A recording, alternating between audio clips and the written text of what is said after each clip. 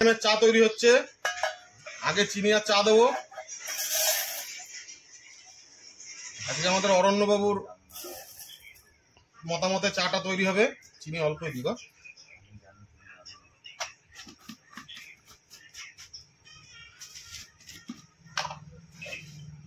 কিরকম হবে জানি না, দিয়ে দিচ্ছি।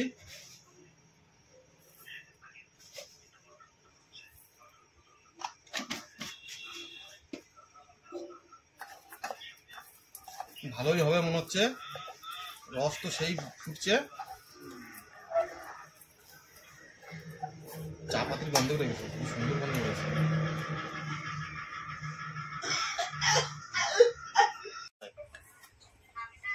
দেখ মালটা কি তৈরি হয়েছে, দেখ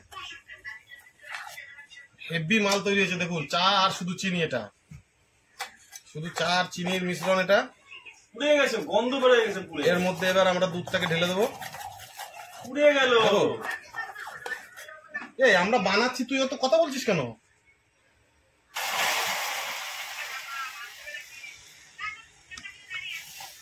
কালারটা দেখুন। ভিডিও করতেছে আর তুই এগুলো করছিস।